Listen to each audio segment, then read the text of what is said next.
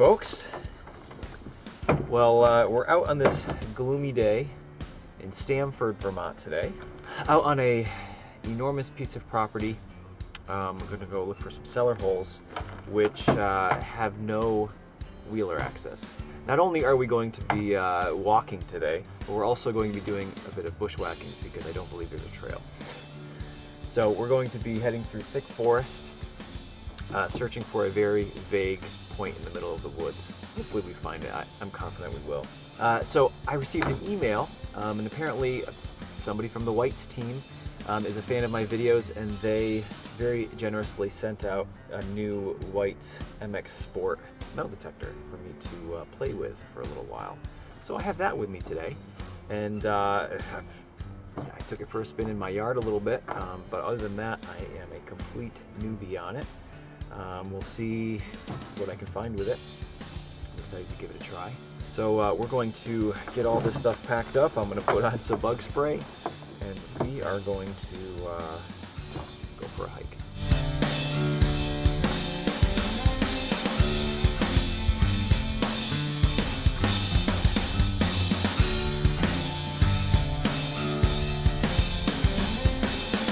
You know, I always find it so interesting when you find these old stone walls in the middle of this dense forest, because they would have at one time been borders of fields. And you know, I've heard stories that over the hundreds of years that people have been in this area, that these trees have all been just clear cut and then regrown and clear cut. It's hard to imagine what this would look like with no trees.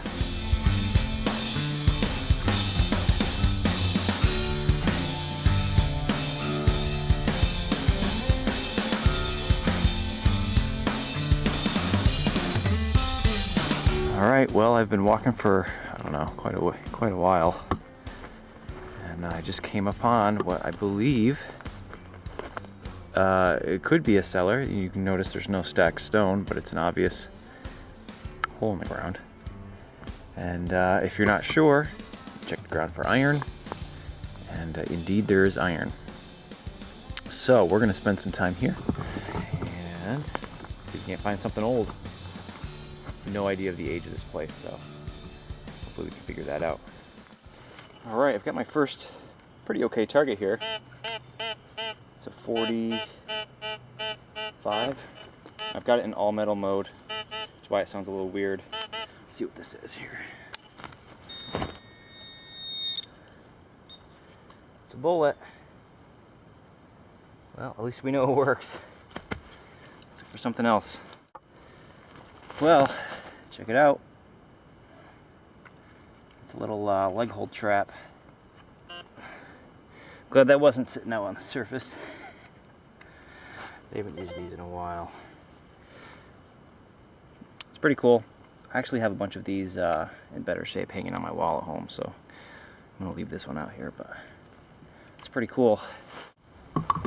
Alright, well, aside from a couple stove parts, lots of bullets, lots of shell casings, and lots of shotgun shells. But I was walking around and I found this. Maybe hard to see, but that's an old road, long forgotten, and we're gonna walk down that, see if we can find some more stone walls or cellar holes. It's interesting because, you know, it's not on any maps, and I walked in just following a compass, and here's a road. Follow it, see where it goes. So I was walking along, and I saw that, which is a, you know, telegraph pole that was down. And then I spotted this. It's a little piece of glass. What do you think? Is it going to be whole? They're almost always broken. Oh, I don't know. Nice. Oh, it is chipped, but That's pretty awesome. What does it say? Whitehall, Tatum, Co. #1. What's the back say? Made in USA. Nice.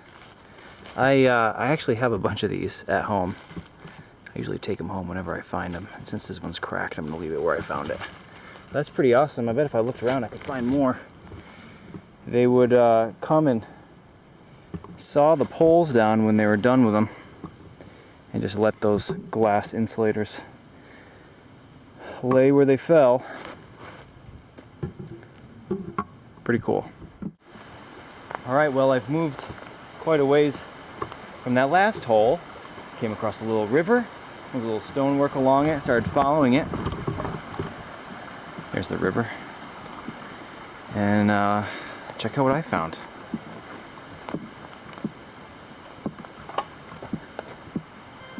This is definitely a cellar.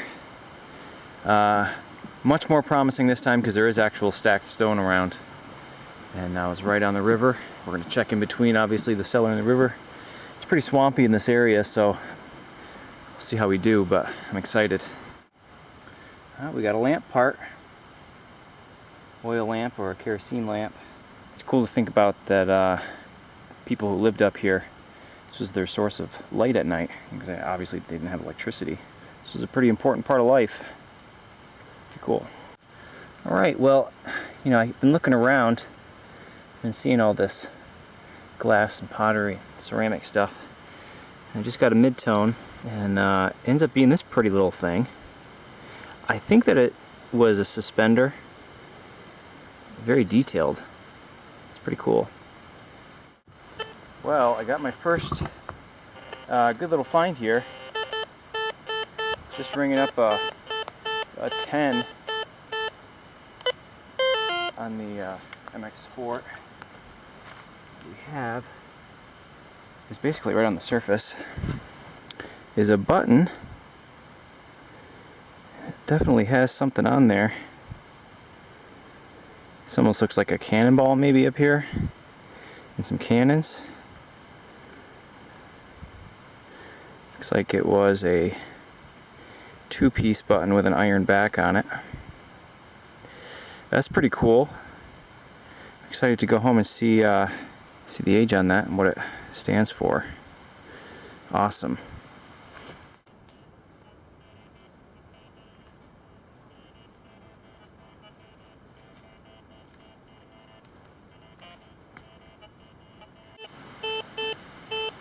It says 35, 40.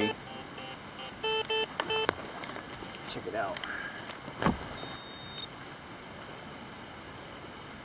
It is. Oh, it's a little piece of curdle bell. Nice. It's broken, but it's a little piece of, you know, jingle bell. Take it. Nice. Alright, well, I got a thing. I'm not sure what it is, but I flipped it and I saw it had writing on it, so I thought I'd turn the camera on here. What is that?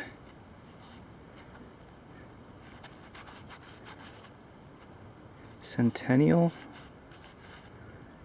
Art Gallery. Interesting. I wonder what that could have gone to. Was this maybe on like the back of a picture frame? This is where somebody bought a piece of art. That's interesting. I've never seen anything quite like that. It rang as sheet metal, I mean, which it is. So I wasn't expecting much, but very happy with that. That's awesome. Alright, well, I just got a little brass piece. It's very, very strong and sturdy. I'm not sure what that would have gone to. It's pretty cool, though. I actually feel like I want to use this for something myself. It is so tough. Keychain? I don't know. I'll figure something out. It's pretty cool.